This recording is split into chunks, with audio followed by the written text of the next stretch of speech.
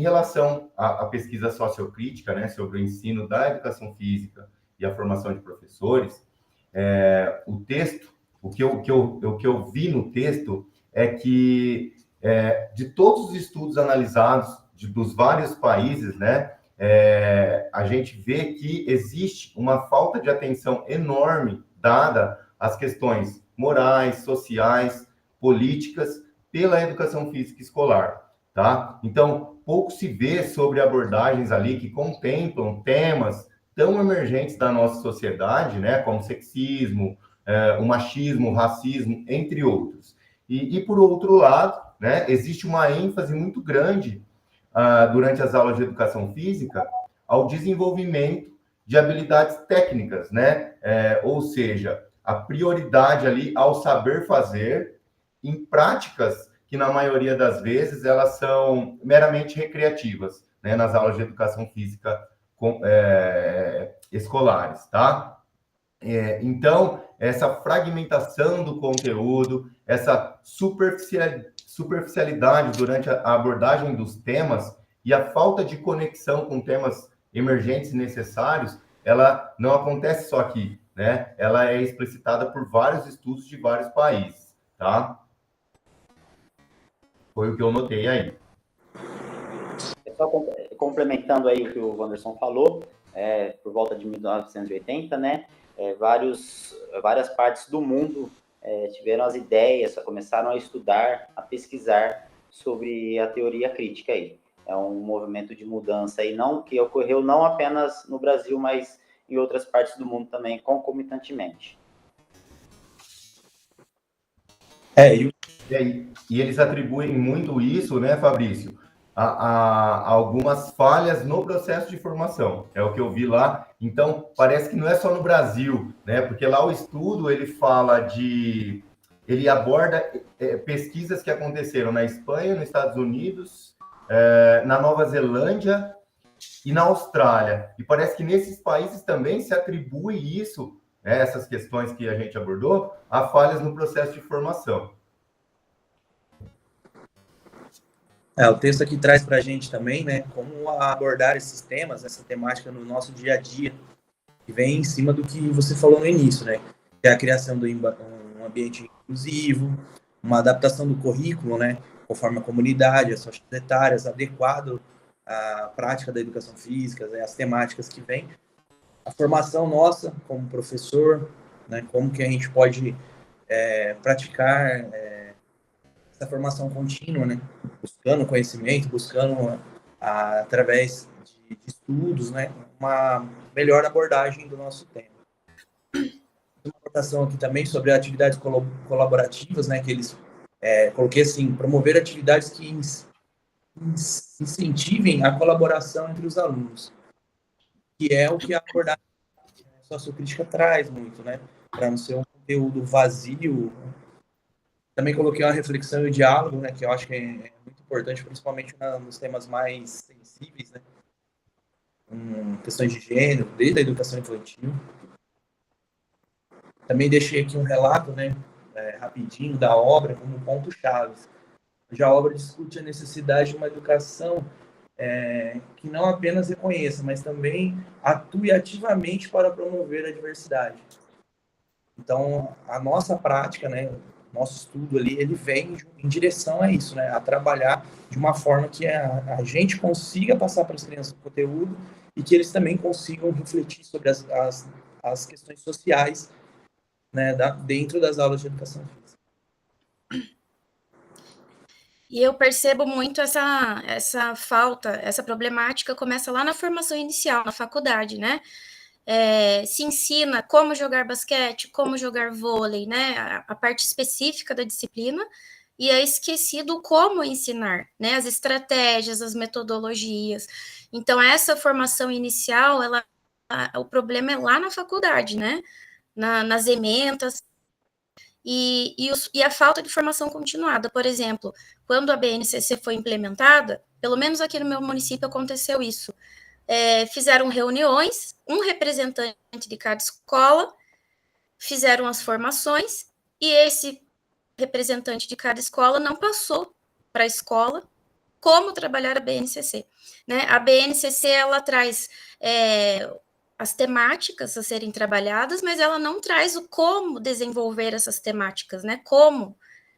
Então, fica essa brecha aí que as formações continuadas precisam abordar esses temas, né? O que trabalhar, a gente sabe. Como trabalhar, a gente não sabe. Então, é tema para formações continuadas, né? É tema de pesquisa isso daí. Reduzido o impacto social, lá no primeiro artigo, né, da pesquisa sociocrítica, a gente percebe que teve um reduzido impacto social. Por que esse reduzido impacto social? Porque não se reflete com os alunos, né? Essa abertura, esse diálogo com os alunos sobre a reflexão sobre questões sociais, econômicas, políticas. Os professores de educação física não têm trabalhado essa reflexão crítica nas aulas de educação física, é apenas o fazer pelo fazer, né? E também a dificuldade nesse desenvolvimento dessas pesquisas sociocríticas, né? Os professores, eles aprendem as abordagens, mas aí na hora de aplicar essas abordagens na escola, eles não sabem, né? A gente tem essa dificuldade, né? As abordagens críticas, por exemplo, para a gente fazer um planejamento de aula, né? Foi complicadinho, a gente teve que estudar muito, né? Como encaixar ali na nossa realidade. Então, a temática, né? As temáticas que a BNCC traz, como torná-las, né? Fazer essa reflexão crítica com os alunos sobre temas sociais. Então, esse encaixe aí fica esse ponto de interrogação, tanto nos currículos quanto na formação de professores, né? Um dos artigos, né, o artigo Formação de Professores e Didática para o Desenvolvimento Humano, do Libânio, ele fala justamente isso, que a formação dos professores, apresentada lá pelo primeiro artigo, né, sobre a abordagem dos temas emergentes da sociedade ali, do racismo, do sexismo, enfim, de uma abordagem mais sociocrítica, né, mais crítica. A formação, além de ser um problema para isso, ela também é um problema para a organização dos currículos, né? Porque ele diz assim que o professor ele precisa ter domínio de 2 elementos, né?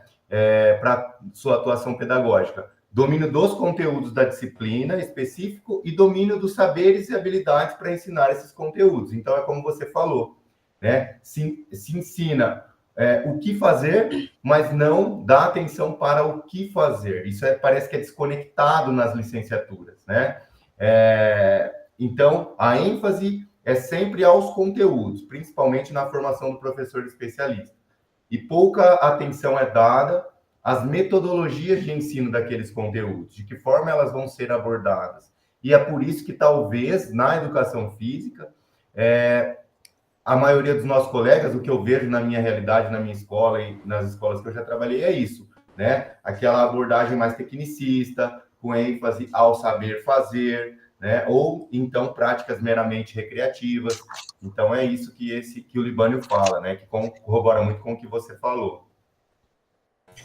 E uma coisa interessante também do primeiro artigo, está falando lá que falta um posicionamento do professor de educação física em relação a questões sociais, né? Quando o professor ele não se posiciona, como é que ele vai levar o aluno a uma reflexão se ele mesmo ainda não se posicionou, né? Diante desses temas emergentes, de questões sociais, econômicas, culturais. Então, o professor ele precisa ter esse posicionamento, né? Essas lutas morais no ensino. Como que eu vou falar sobre questões de gêneros, por exemplo, se eu ainda não me posicionei a respeito, né? Sobre o machismo, sobre como que eu vou empoderar meus alunos se eu ainda não me posicionei. Então, os professores de educação física ainda tá faltando esse posicionamento. Qual abordagem eu vou ensinar, né? Sobre qual abordagem pedagógica, qual que é o meu posicionamento diante das questões sociais, econômicas, culturais, o que eu quero que meu aluno aprenda a respeito disso, o que eu quero que meu aluno reflita, porque a finalidade da educação física na escola, né, assim como os outros componentes curriculares, é transformar a realidade, né, que o aluno seja um cidadão que ele transforme a sociedade, né? Um agente transformador da sociedade, não que ele fique, que ele só se torne parte, mas que ele transforme a própria realidade.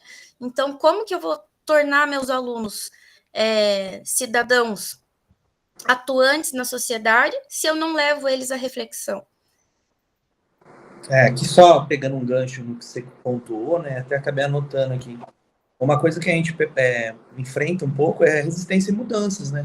Não só dos nossos colegas, igual a gente aqui da educação infantil, às vezes na minha escola são 5, né? Então, perante a abordagem tradicional, teoricamente está na apostila, é mais fácil, né? O professor às vezes não quer também entrar nessa... Eu coloquei aqui uma anotação, eu não sei falar o nome do autor, mas acho que é Davidov, né? Deve ser assim. Ele colocou como situação problema, né? Ele enfatiza a importância de criar situações problemas que permitam aos alunos reproduzir os procedimentos criativos da ciência. Só pegando agora o final ali da fala da Jéssica, né? Essa parte aqui que eu anotei, eu achei interessante porque eu fiz uma atividadezinha breve esses dias na escola e a criançada ficou louca para saber por que o carbonato fazia espuma. E ali a gente começou um processo de procurar, de fazer outras perguntas, e saiu muita coisa. Então, a criança promove muita cultura também, né? Então, essa parte aqui do trabalho, em geral, está ajudando muito nessa questão desenvolvimentista, apesar de ser sociocrítico o nosso trabalho, né? Essa visão acaba desenvolvendo a criança também. Ou a forma dela ver, a forma dela enxergar as situações. E a forma de se questionar, no caso. Eu acho que deve estar por volta dos... Tá faltando alguns minutos só aí para os 15. Fabrício, Bom, você quer concluir? Vou falar rapidinho. Eu queria voltar no tema da formação dos professores, né? Eu sou formado em Educação Física, licenciatura plena, em 4 anos de licenciatura plena.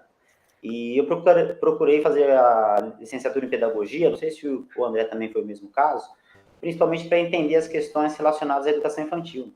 E na nossa formação nós tivemos, pelo menos na minha, eu tive pouco contato na graduação sobre educação física infantil. Não era exigido nenhum estágio na época.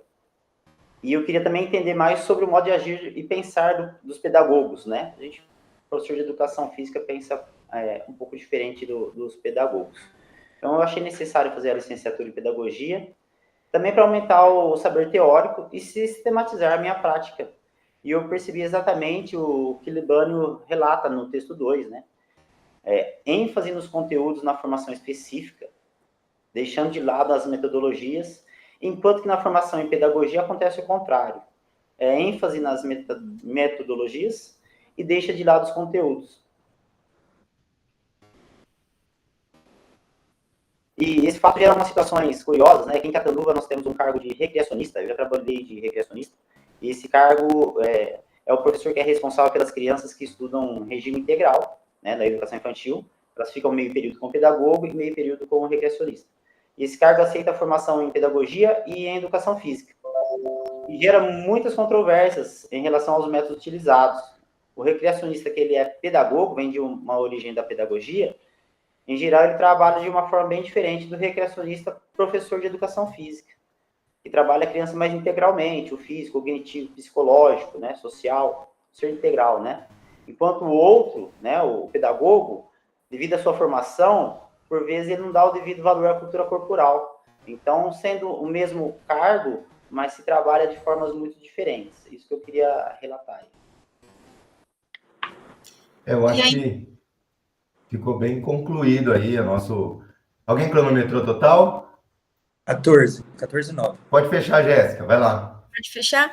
E sobre o último artigo, Finalidades Educativas Escolares e a Escola Socialmente Justa, né, uma abordagem pedagógica da diversidade social e cultural,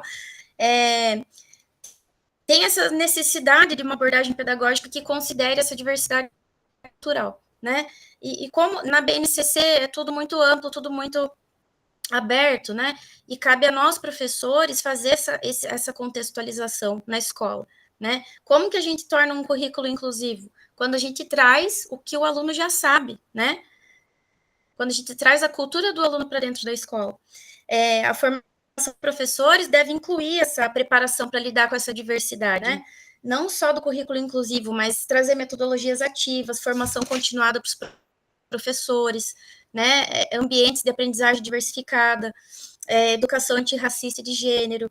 Então, essas abordagens, elas visam não apenas reconhecer a diversidade, mas também integrar, né, de maneira significativa para o aluno, em prol do desenvolvimento humano. Esse que é a nossa finalidade.